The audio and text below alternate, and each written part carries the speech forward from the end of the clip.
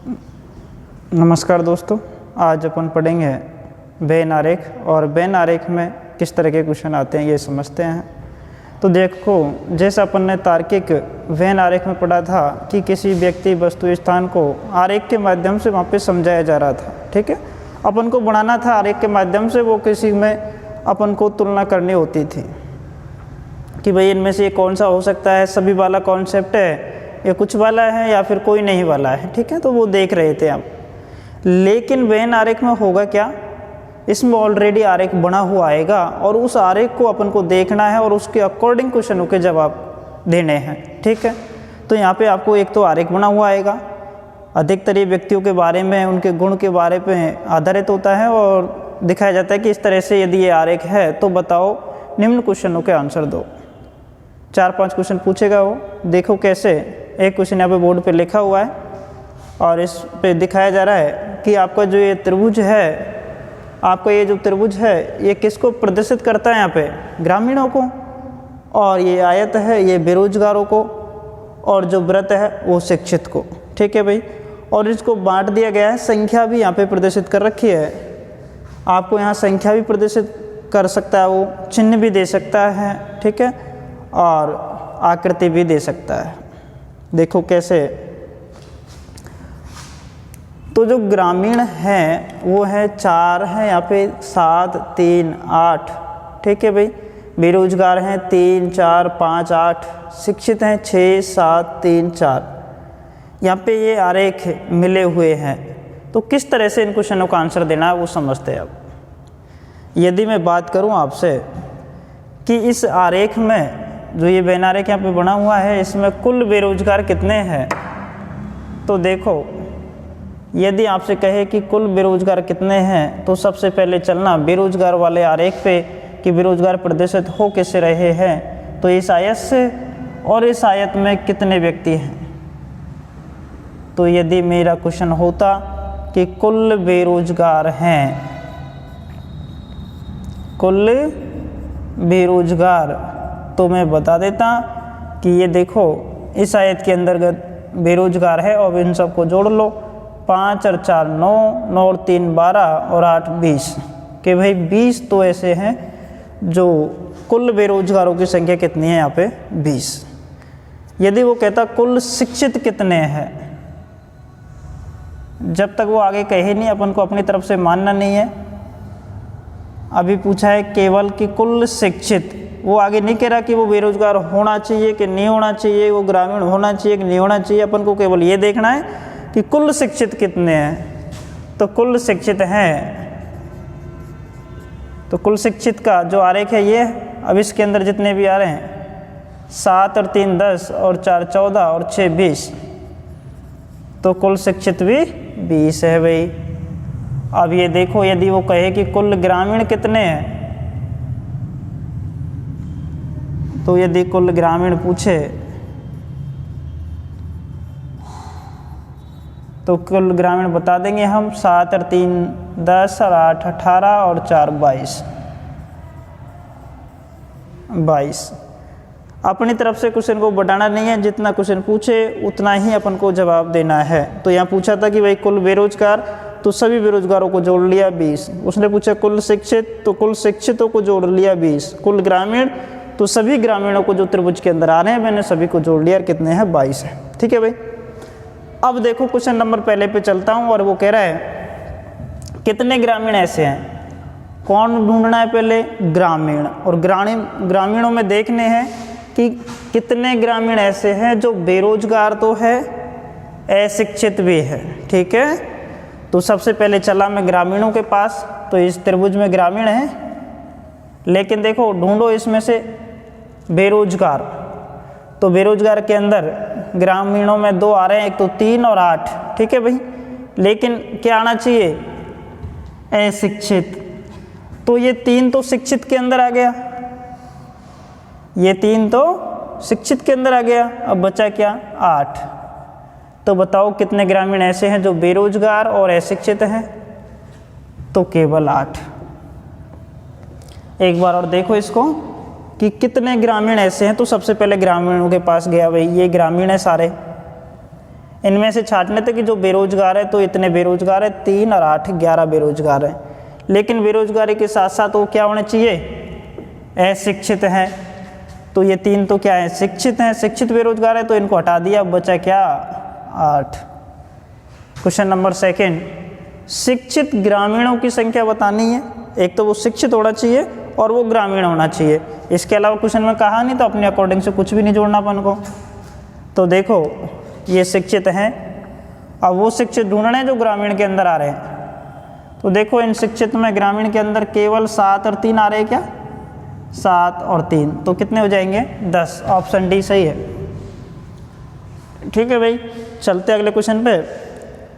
शिक्षित भी होना चाहिए, बेरोजगार भी होना चाहिए, ग्रामीण भी होना चाहिए। तो शिक्षित, बेरोजगार और ग्रामीण को प्रदर्शित करने वाली संख्या है। तो देखो जो तीनों में आएगी, तो यदि मैं इस 3 की बात करूं तो ये शिक्षित भी हैं, ये बेरोजगार भी है और ये ग्रामीण भी हैं। तो कितने 3, जो इन तीनों आरेखों के मध्य में आ रहा है। आपको चौथे क्वेश्चन में पूछा है शिक्षित बेरोजगारों की संख्या। तो शिक्षित ढूंढ रहे हैं, लेकिन शिक्षित में क्या होने चाहिए, वो बेरोजगार होने चाहिए। इसके आगे क्वेश्चन नहीं दे रखा, तो आगे अपनी तरफ से कुछ भी नहीं जोड़ना है, केवल शिक्षित के पास चलो और वो शिक्षितों को ढूंढो जो बेरोजगार है। तो मैं गया शिक्षितों के पास, भाई ये शिक्षित हैं, अब इनमें से वो ढूंढने हैं जो बेरोजगार है। तो बेरोजगार के अंदर केवल ये आ रहे हैं 3 और 4। ठीक है, ये सारे तो शिक्षित हैं, लेकिन बेरोजगारी में कितने आ रहे हैं 3 और 4। 3 और 4 कितने होते हैं 7, ऑप्शन सी। अब आपको ढूंढने हैं कुल शिक्षित ग्रामीणों की संख्या, कि कुल शिक्षित ग्रामीण कितने हैं। तो सबसे पहले शिक्षित, उसके बाद ग्रामीण। तो देखो भाई ये शिक्षित हैं, अब इसमें कुल ग्रामीण कितने हैं जो शिक्षित हैं, तो केवल 7 और 3 कितने हो गए भाई 10। तो ये 10 ऐसे हैं जो शिक्षित भी हैं और ग्रामीण भी हैं। ठीक है, दोनों। तो इस तरह से क्वेश्चन का आंसर देना होता है। एक और क्वेश्चन मैं यहाँ पे लिखता हूँ, देखिए भाई ये क्वेश्चन है आपके सामने, और इस क्वेश्चन का आरेख मैंने यहाँ बना दिया और इससे रिलेटेड क्वेश्चन यहाँ पे लिखे हुए हैं। समझते हैं इस क्वेश्चन को। देखो कि इसमें जो वृत्त है वो शहरी क्षेत्र को प्रदर्शित करता है। ये जो वृत्त है किसको प्रदर्शित कर रहा है, शहरी क्षेत्रों को। बात करूं मैं इस वर्ग की, तो ये सिविल स्टाफ को प्रदर्शित कर रहा है। ये वाला जो वर्ग है ये सिविल स्टाफ को।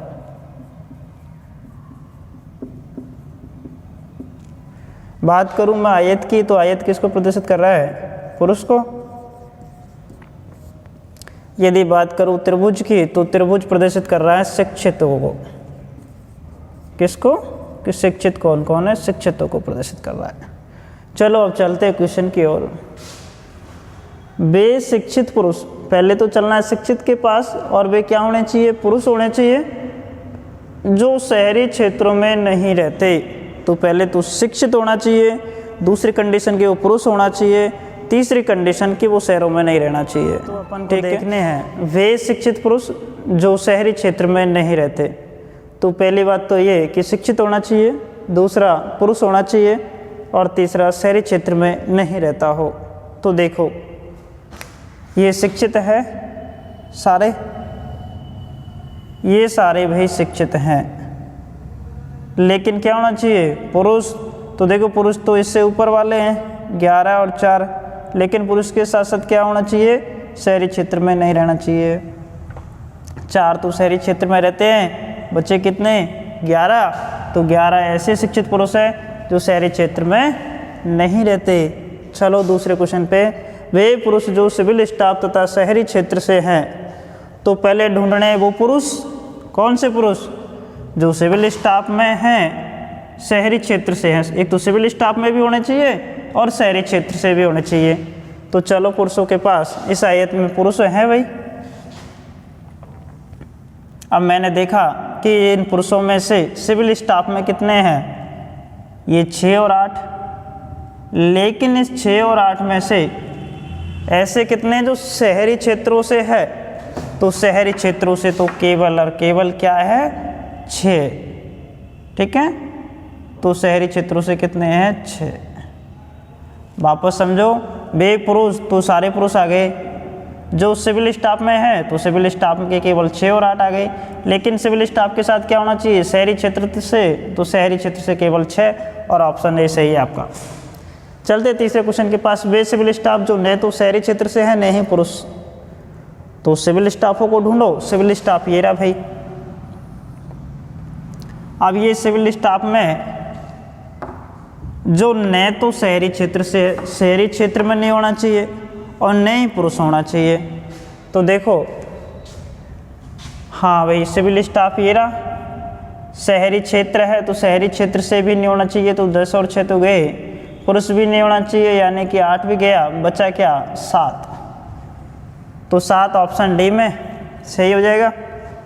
बेशिक्षित पुरुष जो शहरी क्षेत्र में रहते हैं, बेशिक्षित पुरुष जो शहरी क्षेत्र में रहते हैं। तो देखो, सबसे पहले तो शिक्षित पुरुष के पास चलना है, शिक्षित, दूसरी बात पुरुष होना चाहिए और शहरी क्षेत्र में रहना चाहिए। तो देखो ये शिक्षित है, ठीक है। इसके बाद ये पुरुष हैं 11 और 4, लेकिन इन 11 और 4 में से कितने हैं जो शहरों में रहते हैं, केवल 4।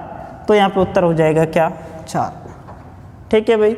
यदि मैं बात करूँ कि बताओ इस आरेख में कुल शिक्षित कितने हैं, तो देखो शिक्षित के अंदर जितने भी आ रहे हैं सबको जोड़ देंगे, 11 4 15 5 20, ठीक है भाई। यदि मैं बात करूं कि कुल सिविल स्टाफ कितना है, तो सिविल स्टाफ के अंदर जितने भी आ रहे हैं वो सभी को जोड़ देंगे, ठीक है। 8 7 15 8 10 25 और 6 31। तो इस तरह से क्वेश्चन को ध्यान से पढ़ना है कि क्वेश्चन पूछ क्या रहा है। एक बार ध्यान से पढ़ लिया क्वेश्चन अपने आप हो जाएगा, ठीक है भाई। इससे ज़्यादा चर्चा करेंगे अपन नेक्स्ट पार्ट में, और उसमें केवल और केवल क्वेश्चनों पर चर्चा करेंगे जल्द, पार्ट 2। धन्यवाद।